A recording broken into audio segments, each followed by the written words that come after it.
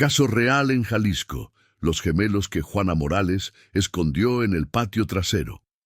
1880. Bienvenido a este espacio donde la historia guarda silencio y los registros oficiales dejan más preguntas que respuestas. Antes de comenzar, te invito a escribir en los comentarios desde qué lugar nos estás escuchando y si este relato te encuentra de día o en plena noche. Nos interesa saber hasta dónde llegan estas historias y en qué momento del tiempo vuelven a cobrar vida. En este canal exploramos casos reales, desapariciones y misterios ocurridos en distintas ciudades de México, relatos que fueron ocultados, ignorados o simplemente olvidados con los años. Si te atraen las historias oscuras, basadas en hechos reales, y quieres seguir descubriendo estos archivos silenciados, suscríbete al canal y activa la campana para no perderte ninguno de nuestros relatos. Ahora sí, acompáñanos en esta historia. Caso real en Jalisco. Los gemelos que Juana Morales escondió en el patio trasero, 1880. Capítulo 1. El nacimiento y el robo. En la madrugada del 12 de marzo de 1880, en una hacienda próspera en las afueras de Guadalajara, Jalisco, una mujer de 25 años llamada Juana Morales dio a luz a gemelos idénticos. El parto fue largo y difícil, asistido solo por una partera local llamada Doña Refugio, quien trabajaba para las familias pobres de la región. Los niños nacieron con minutos de diferencia. Primero llegó el que Juana inmediatamente llamó Diego, luego su hermano idéntico, a quien llamó Gabriel. Eran perfectos. Dos bebés saludables con el mismo cabello oscuro, los mismos ojos color café, las mismas manos pequeñas que se aferraban al aire como si buscaran algo que sostener. Juana los sostuvo contra su pecho, uno en cada brazo, sintiendo un amor tan intenso que le cortaba la respiración. Había temido durante todo su embarazo que algo saliera mal, que los bebés no sobrevivieran, que ella no sobreviviera. Pero aquí estaban, dos vidas nuevas y perfectas que habían emergido de su cuerpo. «Son hermosos», dijo Doña Refugio con una sonrisa genuina mientras limpiaba a los bebés. «Gemelos idénticos. Es raro, es especial, están destinados a grandes cosas, estos dos». Juana sonrió débilmente, agotada por el parto, pero llena de una alegría que nunca había experimentado antes. «Diego y Gabriel», murmuró mirando a sus hijos, «mis niños, mis tesoros».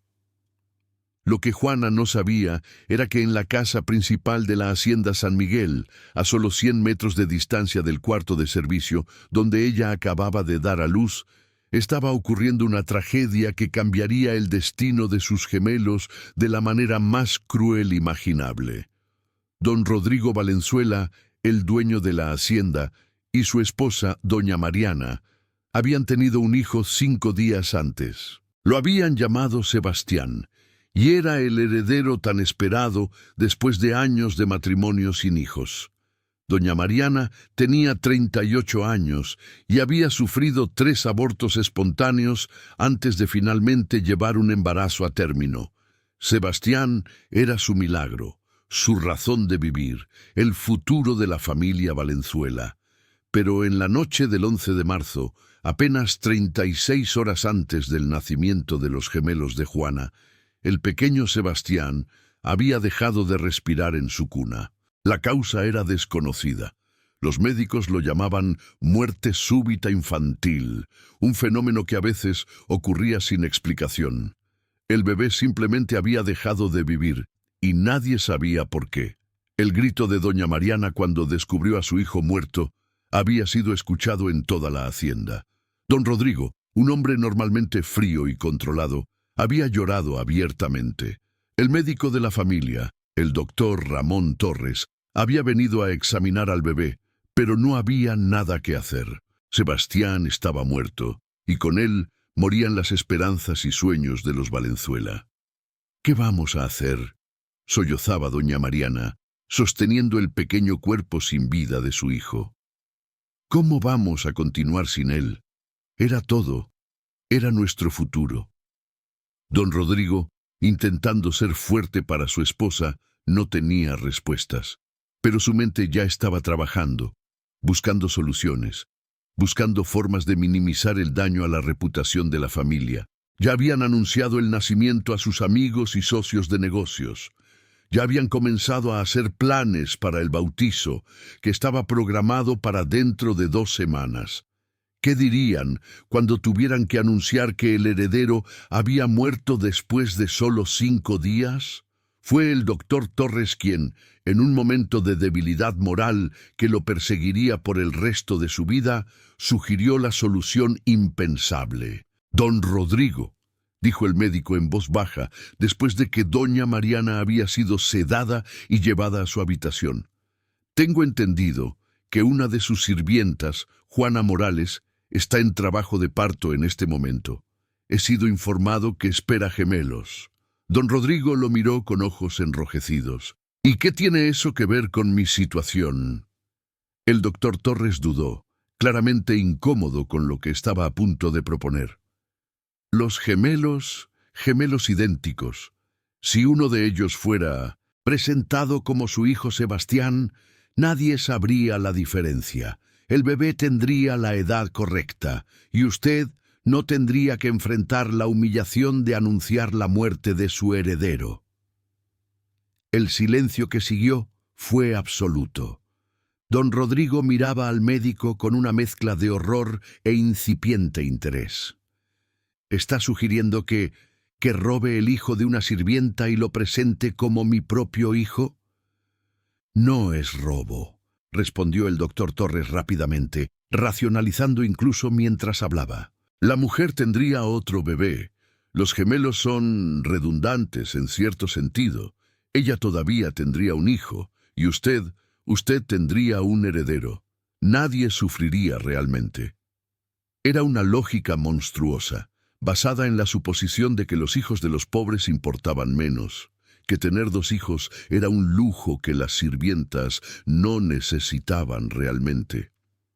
Pero era una lógica que don Rodrigo, en su desesperación y dolor, encontraba perversamente atractiva. «¿Y Juana?», preguntó. «¿Cooperaría?» «No necesita saber», respondió el doctor Torres. «Si uno de los gemelos es tomado inmediatamente después del nacimiento, antes de que tenga oportunidad de verlos apropiadamente, antes de que pueda distinguirlos, podría ser informada de que solo dio a luz a un bebé. El parto de gemelos puede ser confuso. Con el dolor, la fatiga, es plausible. Era un plan terrible, inmoral, criminal en todos los sentidos, excepto técnicamente legal. Pero era un plan que ofrecía a don Rodrigo una salida de su pesadilla, una forma de preservar su linaje, su reputación, su futuro. «Hágalo», dijo don Rodrigo finalmente, su voz apenas un susurro. «Tome uno de los gemelos, pero debe ser cuidadoso. Nadie puede saber jamás la verdad». Así que cuando doña Refugio salió brevemente del cuarto de Juana para buscar más agua caliente, el doctor Torres entró. Juana, todavía en un estado semiconsciente después del parto exhaustivo, apenas registró su presencia. Los 2 bebés estaban en una cuna improvisada al lado de la cama, envueltos en mantas. El doctor Torres tomó al que estaba más cerca, Gabriel, y salió del cuarto sin decir una palabra. Cuando doña Refugio regresó minutos después, solo un bebé quedaba en la cuna. «¿Dónde está el otro bebé?», preguntó la partera, su voz subiendo con pánico. «¿Qué otro bebé?», respondió una voz desde la puerta.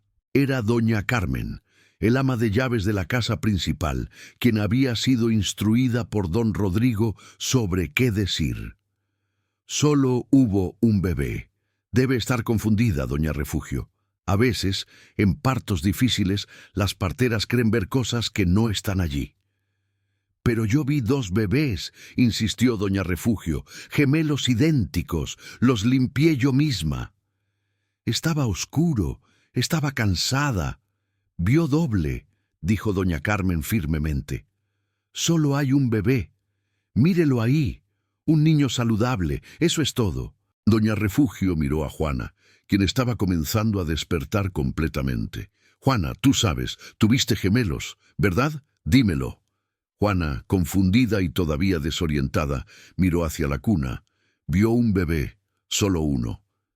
Yo no estoy segura, dijo lentamente. Recuerdo dolor, recuerdo empujar, pero ¿cuántos bebés? Uno, dijo doña Carmen con autoridad. Un hijo saludable. Diego, lo llamaste. Debes descansar ahora. Ha sido un parto difícil. Doña Refugio intentó protestar más, pero doña Carmen la sacó del cuarto. Si continúa difundiendo rumores sobre gemelos que no existen, le dijo la ama de llaves en voz baja pero amenazante, se asegurará de que nunca trabaje como partera en esta región de nuevo. Don Rodrigo tiene influencia. Puede arruinar su reputación con una palabra. ¿Entiende? Doña Refugio entendió. Con el corazón pesado y la conciencia culpable, guardó silencio sobre lo que había visto. Y durante las semanas siguientes comenzó a preguntarse si realmente había visto 2 bebés o si su mente cansada le había jugado una mala pasada. Pero Juana sabía, incluso en su estado semiconsciente, incluso en medio del dolor y la confusión, una madre sabe. Había sentido 2 vidas salir de su cuerpo, había escuchado 2 llantos, y ahora, cuando miraba al bebé en la cuna, sentía un vacío que no podía explicar, una sensación de que algo estaba incompleto, de que alguien faltaba. Durante los primeros días, Juana preguntó repetidamente sobre el segundo bebé, pero cada vez que preguntaba, las otras sirvientas la miraban con preocupación y le decían que solo había tenido un hijo. Eventualmente, comenzó a dudar de sus propias memorias.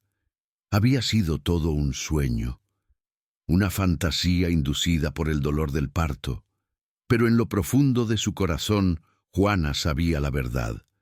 Había tenido gemelos, y uno de ellos había desaparecido. Capítulo 2. La cruel revelación. Los primeros meses después del nacimiento fueron difíciles para Juana. Cuidaba de Diego con un amor feroz, pero siempre sentía que algo faltaba. Cuando lo amamantaba, sus pechos producían más leche de la que un solo bebé necesitaba.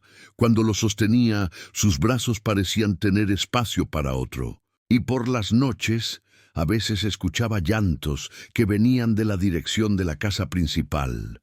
Llantos que sonaban exactamente como los de Diego, pero que no podían ser de él, porque él dormía pacíficamente en su cuna.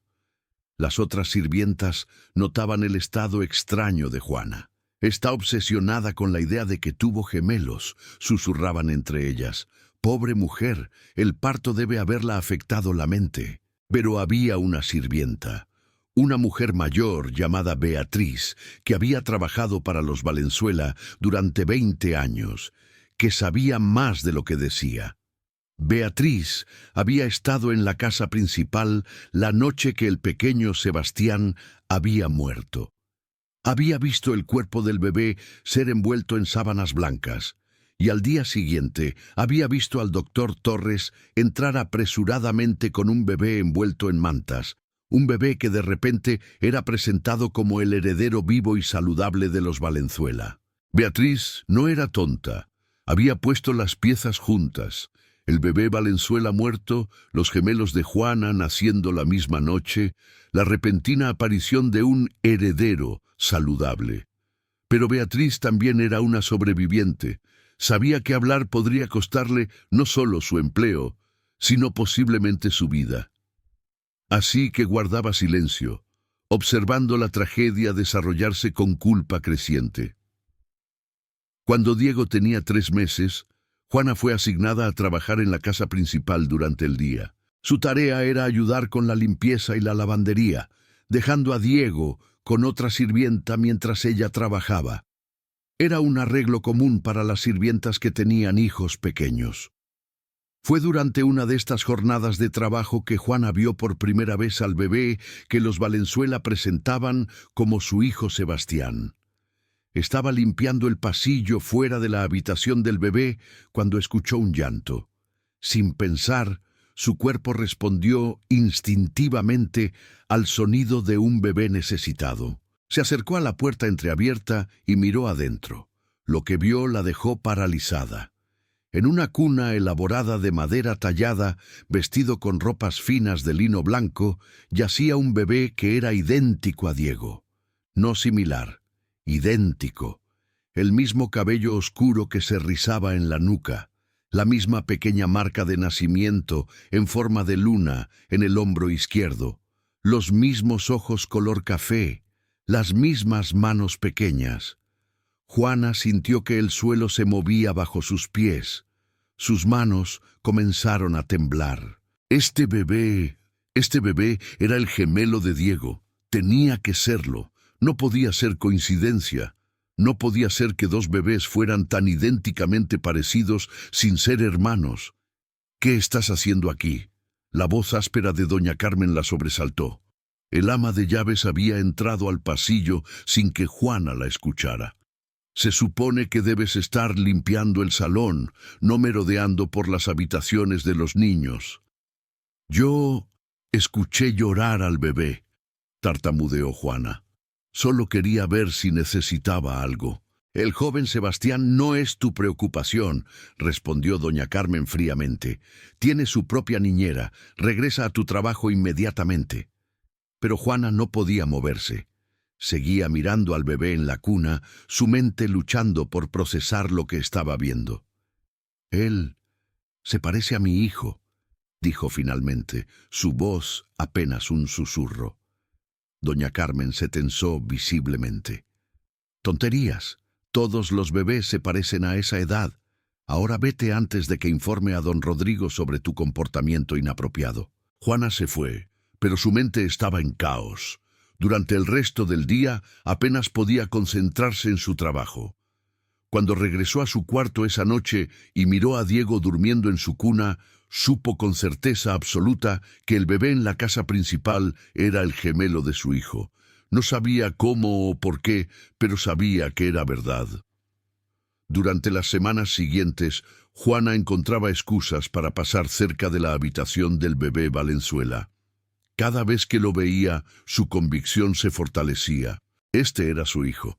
Había dado a luz a gemelos y uno de ellos le había sido robado. ¿Pero por qué? ¿Y cómo? Las preguntas la consumían. Finalmente, no pudo soportarlo más. Fue a buscar a doña Refugio, la partera que había asistido en su parto. «Doña Refugio», dijo Juana cuando encontró a la mujer mayor en el mercado local. «Necesito que me diga la verdad. ¿Tuve gemelos?» La partera palideció. Miró alrededor nerviosamente, asegurándose de que nadie más estuviera escuchando. «Juana, no debes hacer estas preguntas, no es seguro». «¿Tuve gemelos?», insistió Juana, agarrando el brazo de la anciana. «Por favor, necesito saber. Estoy volviéndome loca con esto». Doña Refugio miró los ojos desesperados de Juana y su resistencia se desmoronó. «Sí», susurró, «sí, tuviste gemelos. 2 niños idénticos. Los vi nacer, los limpié. Estaban ambos vivos y saludables». Juana sintió que las lágrimas comenzaban a correr por su rostro. «Entonces, ¿qué pasó? ¿Dónde está mi otro hijo?» «No lo sé con certeza», respondió doña Refugio, su propia voz quebrándose. «Pero sospecho, el bebé de los Valenzuela murió la misma noche que nacieron tus gemelos, y al día siguiente, de repente tenían un heredero vivo de nuevo. No tienes que ser brillante para conectar los puntos». «Me robaron a mi hijo», susurró Juana, la realización golpeándola con toda su fuerza. «Los Valenzuela me robaron a mi hijo, y lo están criando como suyo». «No puedes probarlo», advirtió doña Refugio, «y si intentas acusarlos te destruirán. Son poderosos, Juana, y tú eres solo una sirvienta. Nadie te creerá. Peor aún, te castigarán por difamarlos». «¿Pero cómo puedo guardar silencio?», preguntó Juana. «Es mi hijo, mi sangre. ¿Cómo puedo simplemente dejar que lo críen como si no fuera mío?» «No tienes opción», respondió doña Refugio con tristeza. «Lo siento, Juana, lo siento tanto. pero debes guardar silencio si quieres sobrevivir, si quieres que Diego sobreviva. Era una amenaza implícita que Juana entendió perfectamente. Si causaba problemas, los Valenzuela no solo la castigarían a ella, sino también a Diego. Podrían quitarle a su otro hijo también, podrían hacer que ambos desaparecieran. Así que Juana regresó a la hacienda, llevando consigo un secreto que la destrozaría lentamente durante los próximos años. Sabía la verdad, pero no podía hacer nada al respecto. Capítulo 3. Años de observación torturada. Durante los siguientes 5 años, Juana vivió una existencia dividida y torturada. Por las noches y en sus días libres, era madre de Diego, el hijo que le habían permitido conservar. Lo criaba con todo el amor que tenía, enseñándole a caminar, a hablar, a ser amable y curioso. Diego era un niño brillante y alegre, con una sonrisa que iluminaba cualquier habitación. Pero durante sus horas de trabajo en la casa principal, Juana era testigo silenciosa de cómo su otro hijo, el que los Valenzuela llamaban Sebastián, crecía a solo metros de distancia de su hermano gemelo. Y lo más cruel era que los dos niños, sin saberlo, frecuentemente estaban cerca el uno del otro. Cuando Diego tenía 2 años, Juana ocasionalmente lo llevaba con ella a la casa principal cuando no había nadie más para cuidarlo. Los Valenzuela permitían esto con la condición de que el niño se mantuviera fuera de vista, jugando en el patio de servicio mientras Juana trabajaba. Un día, el pequeño Sebastián escapó de su niñera y corrió hacia el patio trasero, persiguiendo una mariposa. Diego estaba allí, jugando con unas piedras. Cuando los dos niños se vieron por primera vez, ambos se detuvieron en seco, mirándose mutuamente con fascinación. Juana, quien estaba colgando ropa cerca, observaba la escena con el corazón en la garganta. Los niños eran idénticos, como mirarse en un espejo. Tenían el mismo cabello oscuro y rizado, los mismos ojos color café, las mismas expresiones faciales, incluso se movían de la misma manera, con los mismos gestos, la misma forma de inclinar la cabeza cuando estaban curiosos. «¿Quién eres tú?», preguntó Diego, acercándose al otro niño con la franqueza directa de un niño de 2 años. «Soy Sebastián», respondió el otro niño. «¿Quién eres tú?». «Diego, ¿por qué te pareces a mí?».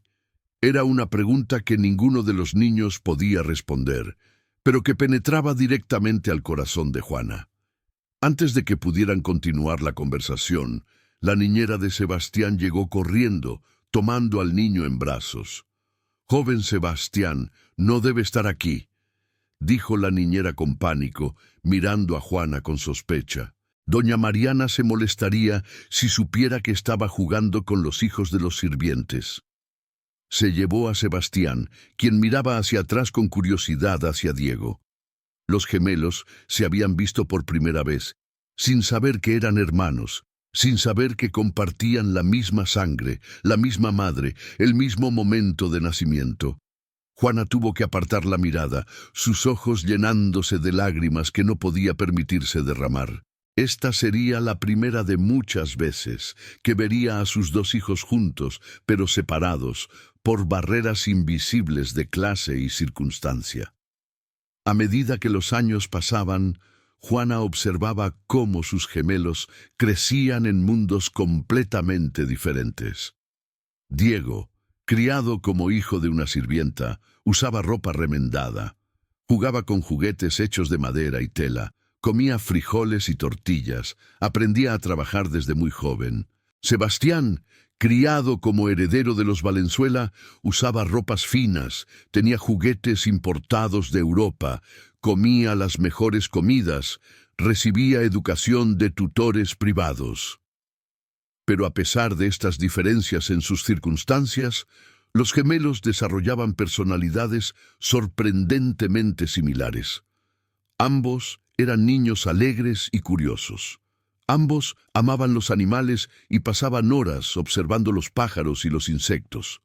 Ambos tenían una risa particular que sonaba exactamente igual. Ambos tenían la costumbre de tocarse la oreja izquierda cuando estaban pensando profundamente.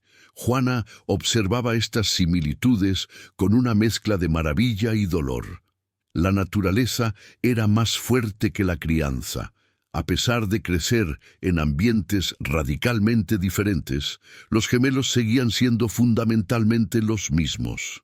Era evidencia, si alguien estuviera dispuesto a verla, de que realmente eran hermanos. Pero nadie miraba. Los Valenzuela veían a Sebastián como su propio hijo y nunca cuestionaban esto. Las otras sirvientas ocasionalmente comentaban sobre el parecido notable entre Diego y el joven amo, pero lo atribuían a coincidencia. A veces la gente simplemente se parece, decían, no significa nada. Solo Beatriz, la sirvienta mayor, sabía la verdad completa.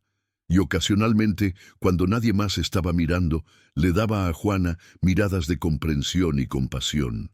Pero incluso Beatriz no se atrevía a hablar abiertamente sobre lo que sabía. Cuando los gemelos tenían 4 años, Juana presenció un momento que casi rompió su silencio forzado. Diego se había caído mientras jugaba y se había cortado la rodilla profundamente.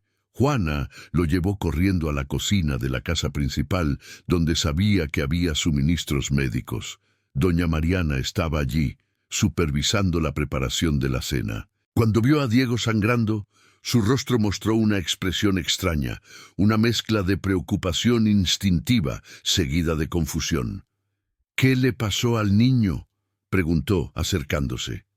«Se cayó, señora», respondió Juana, limpiando la herida con un paño.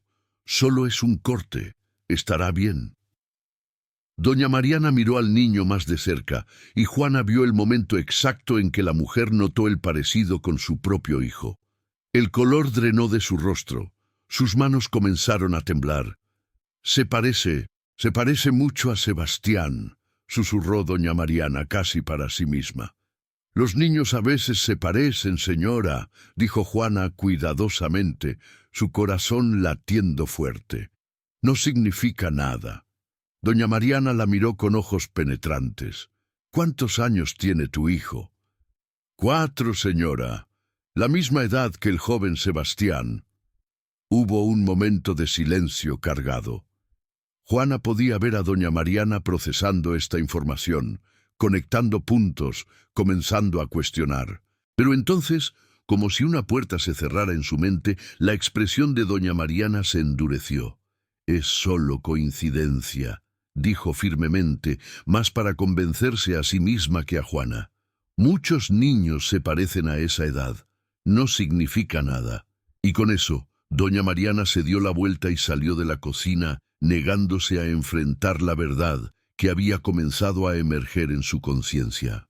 Porque aceptar esa verdad significaría admitir que su hijo, el niño que había criado durante 4 años, no era realmente suyo.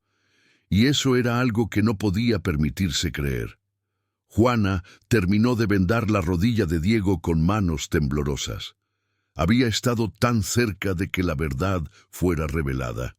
Pero la oportunidad había pasado, y el secreto permanecería enterrado un poco más. Capítulo 4. La conexión invisible entre hermanos. Cuando los gemelos cumplieron 6 años en 1886, algo extraño comenzó a suceder. A pesar de crecer en ambientes separados, a pesar de tener vidas completamente diferentes, Diego y Sebastián desarrollaron una conexión que no podía ser explicada fácilmente por coincidencia. Diego comenzó a tener sueños sobre un niño que se parecía a él, un niño que vivía en una casa grande y dormía en una cama suave. En los sueños, Diego podía sentir lo que el otro niño sentía, experimentar fragmentos de su vida. Cuando despertaba, le contaba a Juana sobre estos sueños con fascinación. «Mami, soñé con el niño que se parece a mí de nuevo», decía Diego. «Estaba comiendo algo dulce, como miel, y tenía un libro con dibujos de animales. ¿Por qué sueño con él?»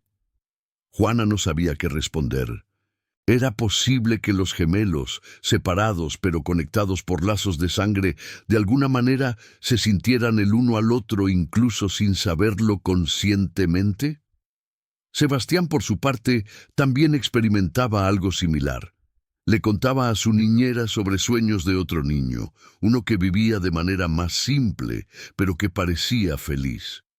«Veo a un niño que juega en el patio trasero», decía Sebastián, «y él es como yo, pero no soy yo. Eso tiene sentido».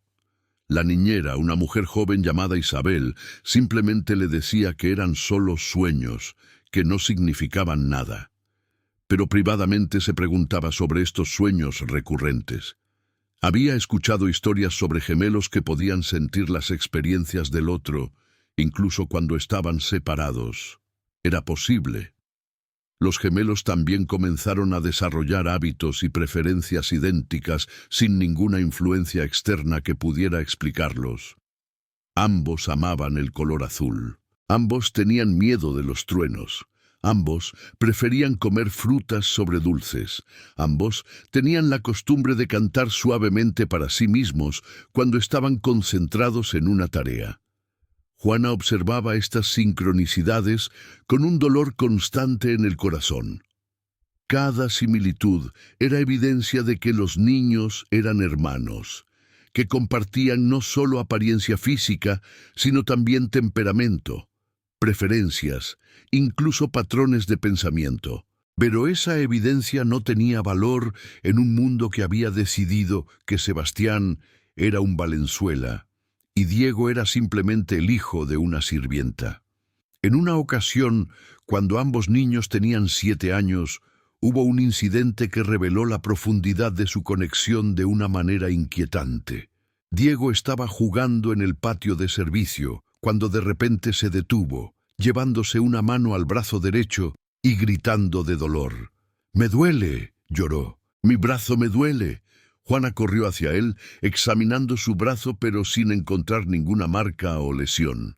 «No hay nada malo con tu brazo, mi amor», le dijo confundida. Pero Diego insistía. «Duele, como si me hubiera caído». En ese mismo momento, en la casa principal, Sebastián había caído de un árbol que estaba trepando y se había fracturado el brazo derecho. El doctor Torres fue llamado y entablilló el brazo. Y mientras el doctor trabajaba, Sebastián lloraba y se quejaba del dolor. Juana se enteró del accidente de Sebastián una hora después, cuando una de las otras sirvientas mencionó que el joven amo se había lastimado. Inmediatamente, Juana hizo la conexión con el dolor inexplicable de Diego. Los gemelos lo habían sentido al mismo tiempo. El dolor transmitido de alguna manera entre ellos, a través de una conexión que la ciencia no podía explicar, pero que existía no obstante. Durante los días siguientes, mientras Sebastián se recuperaba con su brazo en cabestrillo, Diego también se quejaba de molestias en el mismo brazo. Era como si estuviera experimentando una versión fantasma del dolor de su hermano. Isabel, la niñera de Sebastián, quien había escuchado sobre el extraño incidente con Diego, comenzó a sospechar algo. Fue a buscar a Beatriz, la sirvienta mayor en quien confiaba. «Beatriz», dijo Isabel en voz baja, asegurándose de que nadie más pudiera escuchar. «Necesito preguntarte algo. El hijo de Juana, Diego, hay algo extraño sobre él y el joven Sebastián. Se parecen tanto, y ahora esto del dolor compartido. ¿Sabes algo que yo debería saber?» Beatriz miró a la mujer más joven durante un largo momento, debatiendo internamente. Finalmente decidió compartir lo que sabía. «Puedes guardar un secreto que podría costarte tu vida si hablas de él». Isabel asintió, su curiosidad mezclada con aprensión. «El bebé de los Valenzuela murió la noche que nació», susurró Beatriz. «Juana dio a luz a gemelos la misma noche. Al día siguiente, de repente, el bebé Valenzuela estaba vivo de nuevo, pero realmente es uno de los gemelos de Juana. Ella nunca se les dio ni siquiera la oportunidad de saber que tuvo 2 hijos. Le robaron uno y lo criaron como el heredero de la familia. Isabel se quedó sin aliento. «¿Estás diciendo que Diego y Sebastián son hermanos gemelos?» «Hermanos gemelos», confirmó Beatriz. «Por eso se parecen tanto. Por eso tienen estas conexiones extrañas. La sangre reconoce la sangre, incluso cuando la mente no sabe». «¿Y Juana lo sabe?», preguntó Isabel. «Ha sospechado durante años. Pero ¿qué puede hacer? No tiene poder, no tiene voz. Si acusa a los Valenzuela, la destruirán». Isabel sintió náuseas. Durante 2 años había cuidado a Sebastián. Lo había amado como si fuera su propio hijo. Y ahora descubría que su verdadera madre estaba a solo metros de distancia, trabajando como sirvienta, forzada a observar a su hijo crecer sin poder reclamarlo. «Esto es monstruoso», susurró Isabel. «¿Cómo pueden los Valenzuela vivir con esto?» «Porque no se permiten creerlo», respondió Beatriz. «Doña Mariana sospecha, creo, pero ha enterrado esa sospecha tan profundo que puede pretender que no existe. Es más fácil creer la mentira que enfrentar la verdad horrible». Isabel guardó este secreto, pero cambió la forma en que veía a Sebastián y a Juana.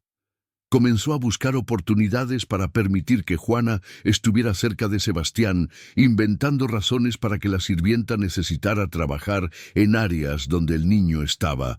No podía darle a Juana su hijo de vuelta, pero podía darle momentos robados con él. Juana notaba estos momentos y se preguntaba si Isabel sabía, pero nunca preguntó directamente. Solo aceptaba estos regalos preciosos, estos momentos donde podía estar en la misma habitación que su hijo robado, donde podía escucharlo reír, verlo crecer, observar la persona en la que se estaba convirtiendo.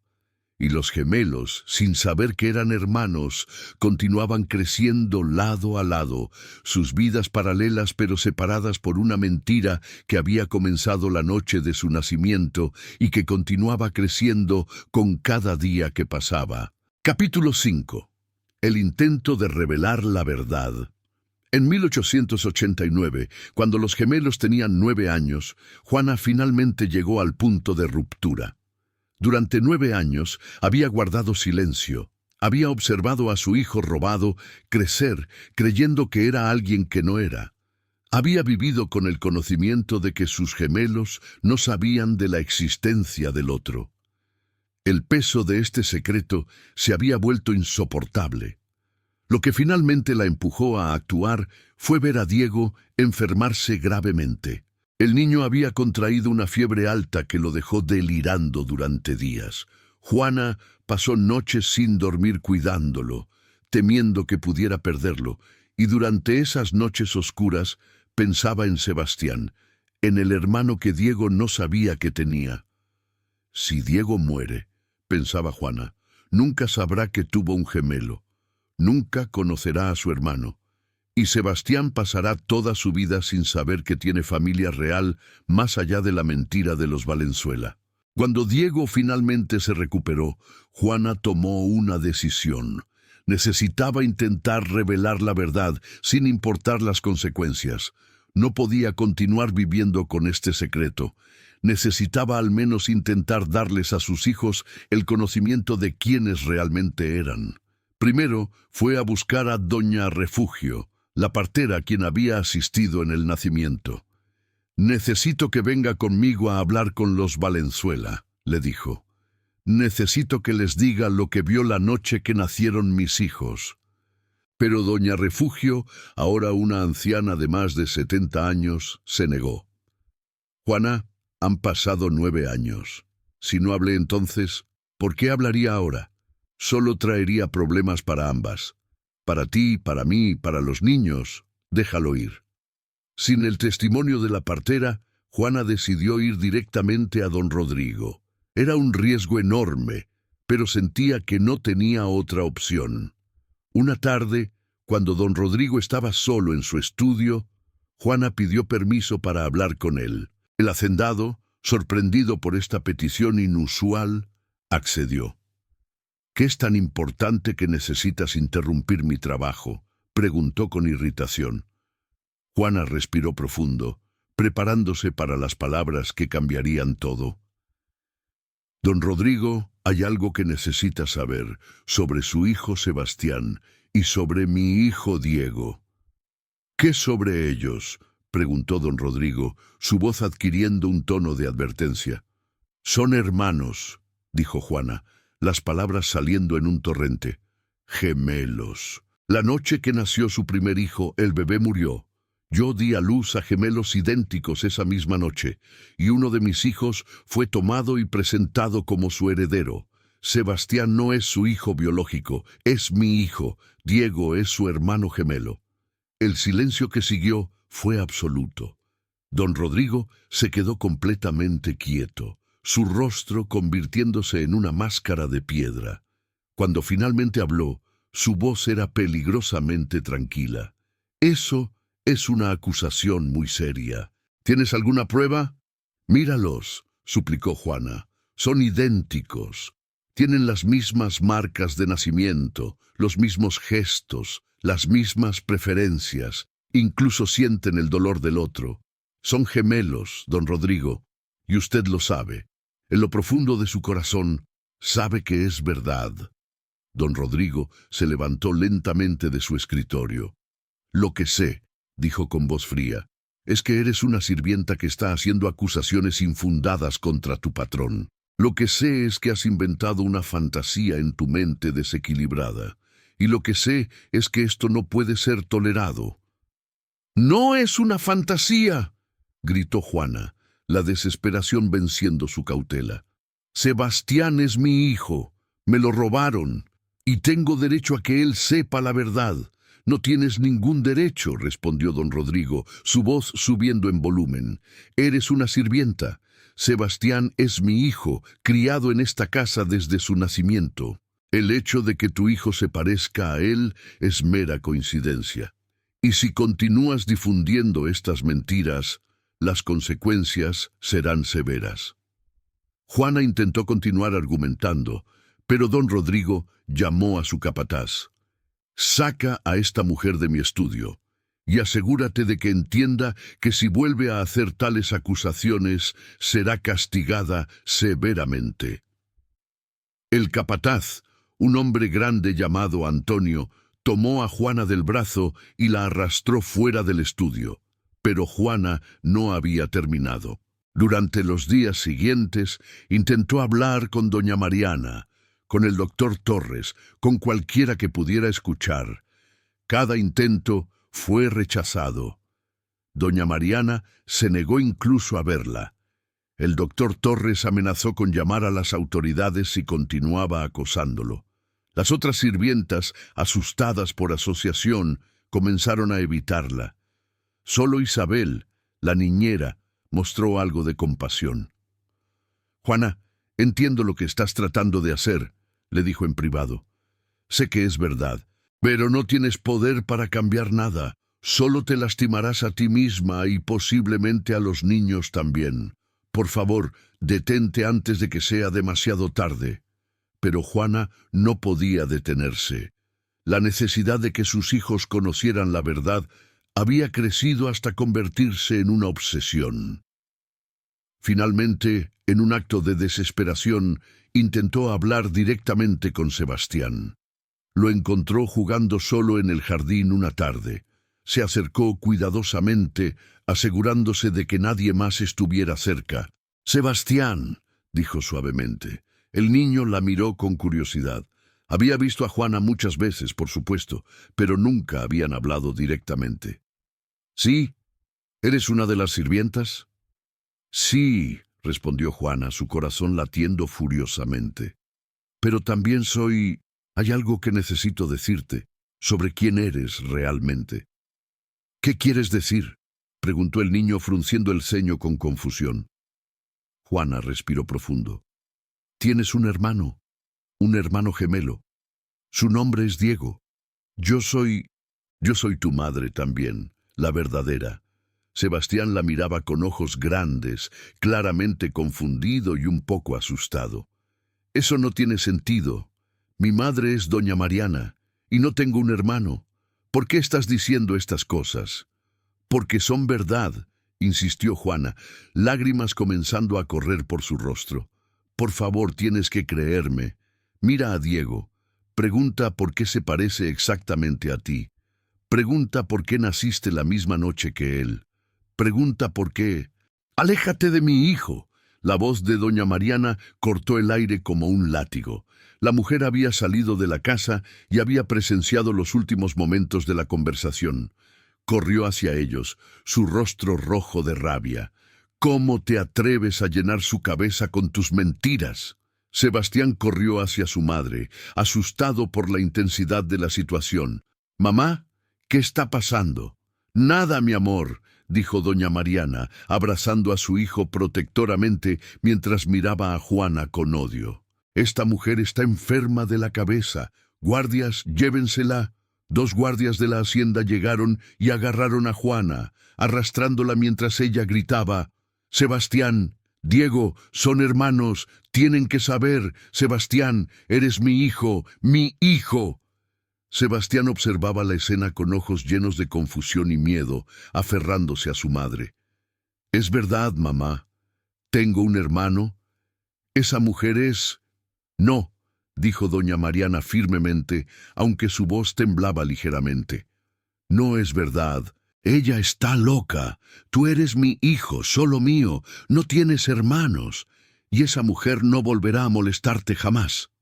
Esa noche, don Rodrigo y doña Mariana tomaron una decisión. Juana había ido demasiado lejos. No podían arriesgarse a que continuara difundiendo estas acusaciones. Necesitaba ser removida, no solo del trabajo, sino de la hacienda completamente. Capítulo 6.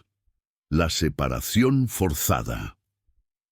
Al día siguiente, Juana fue informada de que estaba siendo vendida a otra hacienda en Zacatecas, a más de 400 kilómetros de distancia. Era una práctica común en la época. Los patrones podían vender los contratos de sus sirvientes a otros hacendados, especialmente si el sirviente era considerado problemático. «Pero mi hijo», protestó Juana con pánico. «Diego, no puedo dejarlo. Por favor, déjenme quedarme con Diego». «El niño se quedará aquí», respondió don Rodrigo con frialdad. «Has demostrado ser una influencia inestable. El niño estará mejor sin ti. Será criado por otras sirvientas de la hacienda y eventualmente trabajará aquí cuando sea lo suficientemente mayor». Era la sentencia más cruel que podían haber dado. No solo estaban separando a Juana de Sebastián, el hijo que había sido robado, sino también de Diego, el hijo que le habían permitido conservar. Estaba perdiendo a ambos gemelos, y no había nada que pudiera hacer al respecto. «Por favor», suplicó Juana cayendo de rodillas, «no me separen de Diego, es todo lo que tengo. Por favor, tengan piedad». Pero no hubo piedad. Los Valenzuela habían decidido, y su palabra era ley en la hacienda. Juana fue llevada a su cuarto para empacar sus pocas pertenencias. Le dieron 1 hora para despedirse de Diego. Cuando vio a su hijo, Juana no sabía cómo explicarle lo que estaba sucediendo. Diego tenía solo 9 años, demasiado joven para entender completamente la crueldad de la situación. «Mamá, ¿por qué estás llorando?», preguntó el niño preocupado. «Tengo que irme, mi amor», dijo Juana, abrazándolo fuertemente. «Tengo que ir a trabajar a otra hacienda muy lejos de aquí». «¿Por cuánto tiempo?», preguntó Diego, comenzando a llorar también.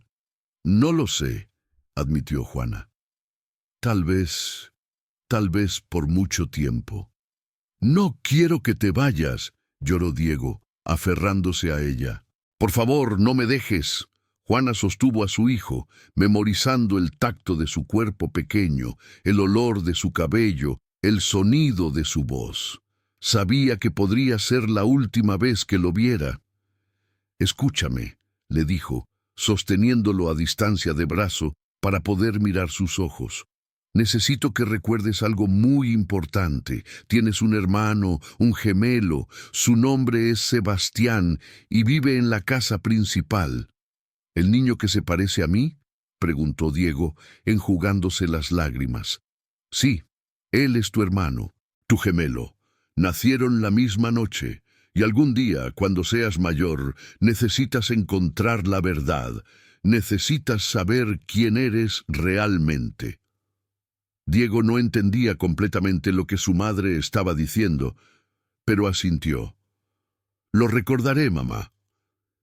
Juana también intentó dejarle una carta, explicando todo lo que había sucedido, pero doña Carmen la descubrió y la confiscó antes de que Diego pudiera verla. Cuando llegó el momento de irse, Juana fue puesta en una carreta junto con otras 3 trabajadoras que también estaban siendo transferidas. Mientras la carreta se alejaba de la hacienda San Miguel, Juana miró hacia atrás, viendo a Diego parado en el patio, sus mejillas mojadas de lágrimas, su mano levantada en despedida. Y en la ventana de la casa principal, Juana vio otra figura pequeña, Sebastián, observando la escena desde arriba. Incluso desde la distancia, Juana podía ver la confusión en el rostro del niño, como si en algún nivel intuyera que algo importante estaba sucediendo.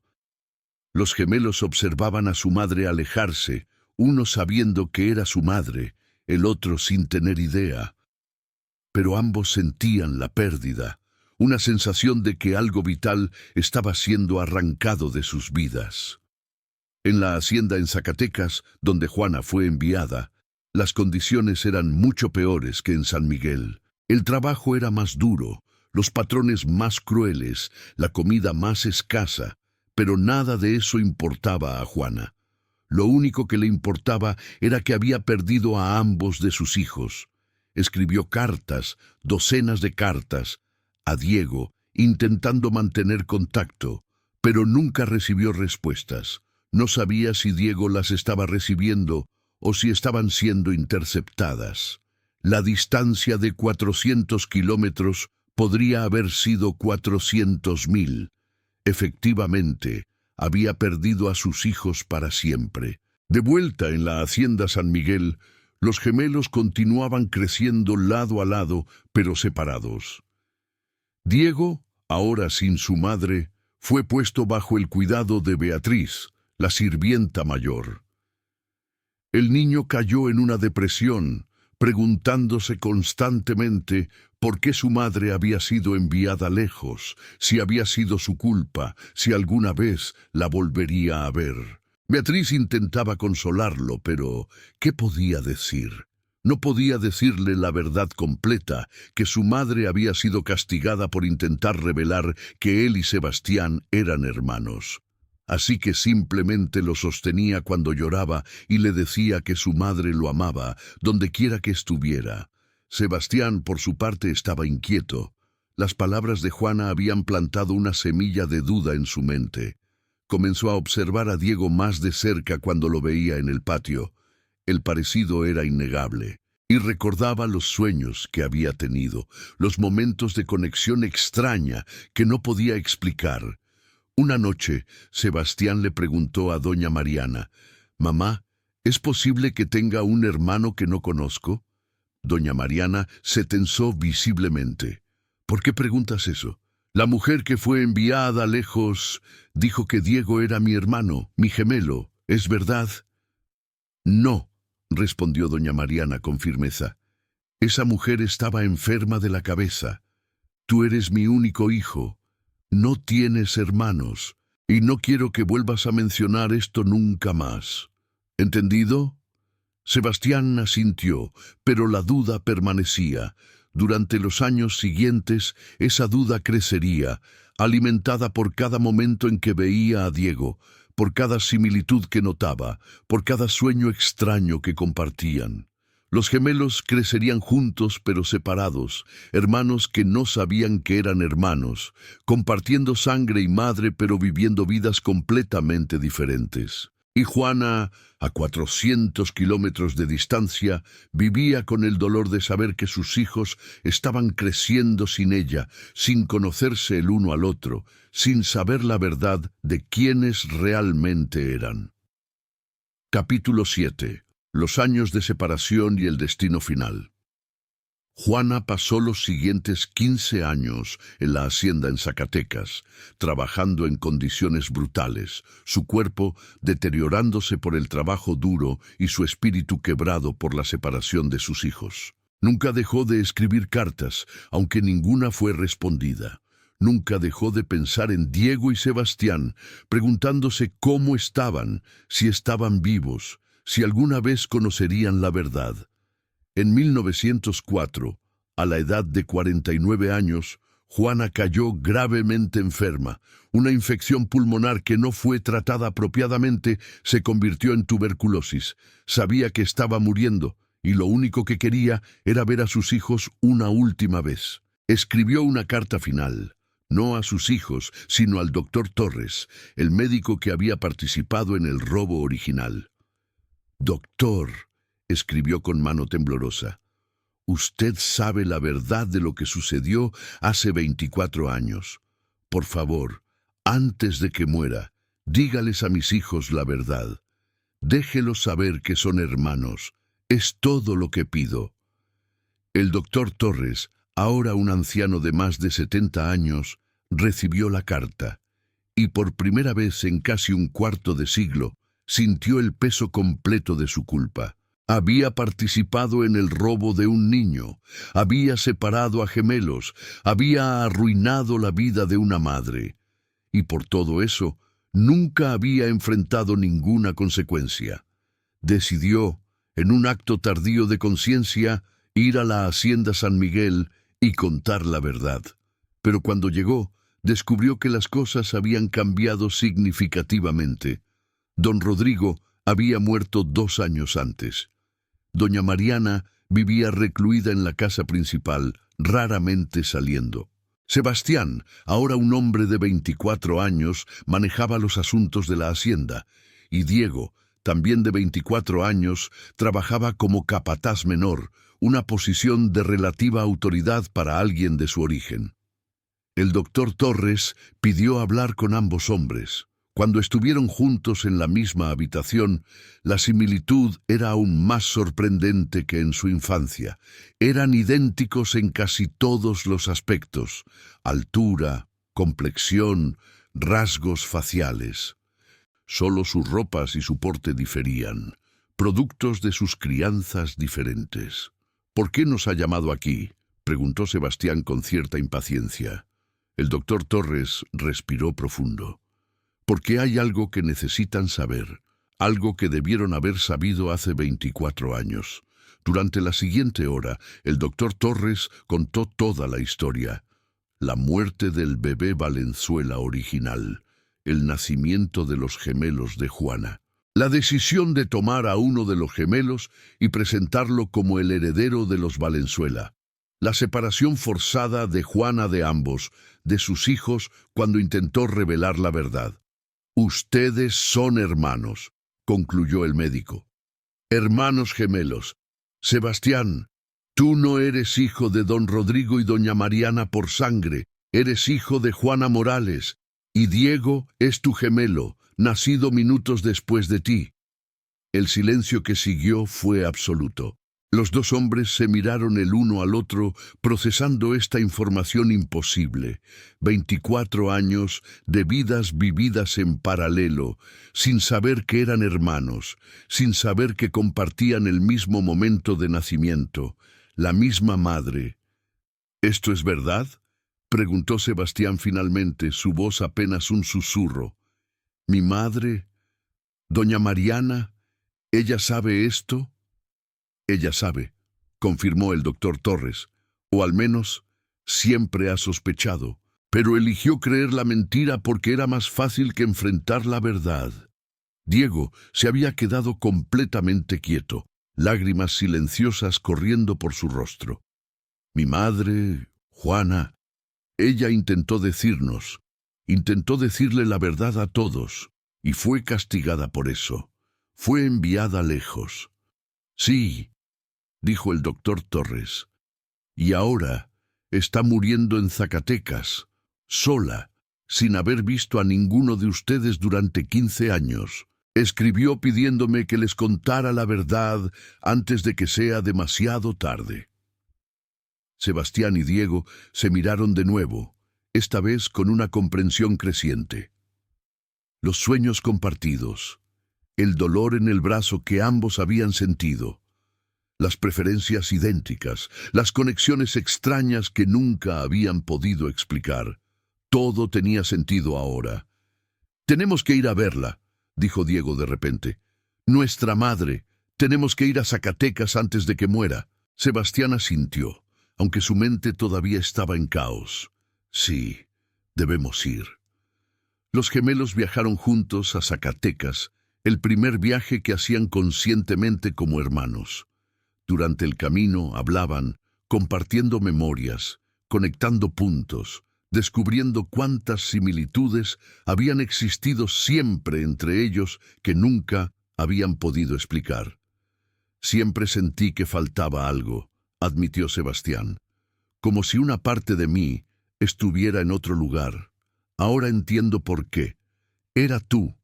Eras mi hermano, mi gemelo, y alguna parte de mí siempre lo supo». «Yo también», respondió Diego. «Soñaba contigo, sentía tus experiencias. Y cuando Juana fue enviada lejos, me dijo que tenía un hermano, que algún día encontraría la verdad. Pasé años preguntándome qué significaba». Llegaron a la hacienda en Zacatecas 3 días después, solo para descubrir que llegaban demasiado tarde. Juana había muerto 2 días antes, su cuerpo ya enterrado en el cementerio local de los pobres. Los gemelos se pararon frente a la tumba sin marcar de su madre, 2 hombres idénticos llorando por una mujer que había luchado toda su vida por ellos, que había sido castigada por decir la verdad, que había muerto sin haber visto a ninguno de sus hijos convertirse en hombres. «Ella merece justicia», dijo Diego con voz firme. «Merece que la verdad sea conocida». Sebastián asintió. «Entonces la haremos conocida. No importa las consecuencias». Epílogo. La verdad finalmente revelada. En 1905, Sebastián y Diego hicieron pública la historia de su nacimiento y separación. Presentaron testimonio formal ante las autoridades de Jalisco, respaldado por el doctor Torres, quien confesó su participación en el robo original. La revelación causó un escándalo masivo en la alta sociedad de Guadalajara. La familia Valenzuela, una de las más respetadas de la región, fue expuesta como cómplice en el robo de un niño y la separación cruel de gemelos. Doña Mariana se convirtió en una paria social, evitada por las familias que previamente la habían cortejado. Legalmente, sin embargo, hubo pocas consecuencias. Los abogados argumentaron que el intercambio de bebés había ocurrido 24 años antes, que todos los actores principales, excepto el doctor Torres, quien era demasiado viejo para ser procesado efectivamente, estaban muertos y que no había precedente legal para tal caso. Sebastián renunció a su posición como heredero de los Valenzuela, declarando públicamente que no quería una herencia construida sobre mentiras y robo. En cambio, dividió la parte que le correspondía de la herencia con Diego, insistiendo en que, como gemelos, ambos tenían derecho igual a cualquier cosa que heredaran. Los hermanos permanecieron cercanos por el resto de sus vidas. Sebastián se casó con una mujer de una familia de comerciantes, alguien fuera de la alta sociedad que lo había rechazado. Diego se casó con una mujer de su propia clase trabajadora.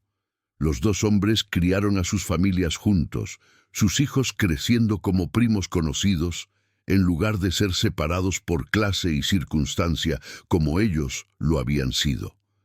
En 1925, 20 años después de descubrir su verdadera relación, los gemelos erigieron un monumento en el cementerio donde Juana estaba enterrada. La lápida, pagada por ambos hermanos, lee: Juana Morales, 1855-1904, madre de gemelos Diego y Sebastián. Luchó toda su vida por el derecho de sus hijos a conocerse el uno al otro.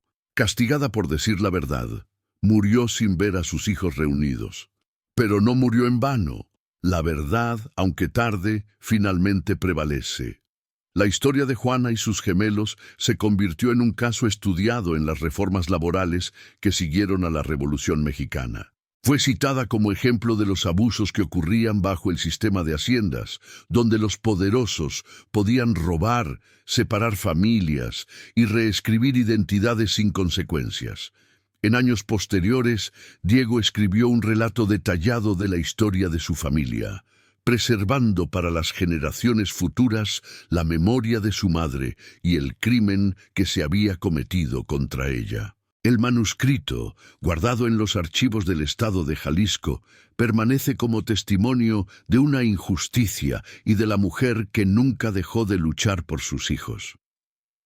Sebastián y Diego murieron con días de diferencia el uno del otro en 1948, a la edad de 68 años. Incluso en la muerte, los gemelos permanecieron conectados, como lo habían estado desde el momento de su nacimiento, a través de todas las separaciones y mentiras que habían intentado dividirlos. Están enterrados juntos, en tumbas lado a lado cerca de la de su madre, finalmente reunidos como familia. 3 tumbas, la madre que luchó por la verdad y los gemelos que finalmente la revelaron. La historia de Juana Morales nos recuerda que la identidad puede ser robada pero no destruida, que los lazos de sangre persisten incluso cuando son negados, que la verdad, sin importar cuánto tiempo tome, tiene una forma de emerger.